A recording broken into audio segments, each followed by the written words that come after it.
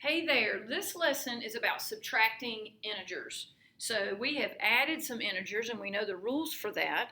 So let's look at what's going on with subtraction. The inverse operation of addition is subtraction.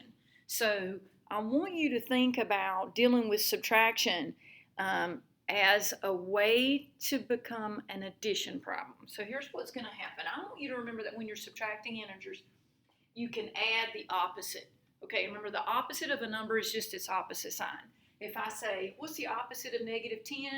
You would tell me positive 10. If I ask you, what is the opposite of 4? You would tell me negative 4. So you know what adding rules are for integers. You know what the opposite is. You can do this. Look at number 1. If you've got a problem that says 8 minus 6, well, now you know from elementary school that 8 minus 6 is going to be 2. But watch how this rule can work. You can rewrite this to become an addition problem. I can write my 8 down. I can change my subtraction to addition, and then I can take the opposite of that next number. The opposite of 6 is negative 6. And you know what I can do? I can revert back to the rules for addition of integers.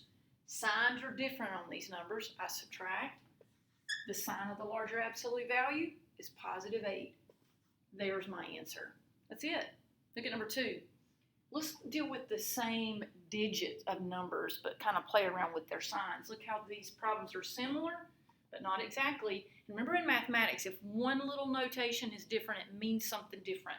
This problem is 8 minus negative 6. Let's use this rule up above and see what happens. I'm going to write this down as 8. I'm going to change my subtraction to addition. Add. And then I'm going to take the sign of this negative 6 and change it to its opposite, which would now become positive 6. This problem has essentially become the addition of two positive numbers. 8 plus 6 is 14. Look down here. Let's try some more. Let's get good at this. Negative 12 minus 7. The rule says that I can rewrite this as adding the opposite. Boom. Revert back to your rules for addition of integers. If signs are alike, add those numbers up, keep the sign. My answer is negative 19. Our last example, what about negative 12 minus negative 7? A little bit different than this one. That slight sign change changes the whole problem. I'm going to rewrite this as negative 12, change subtraction to addition, change negative 7 to positive 7. Look what happens here.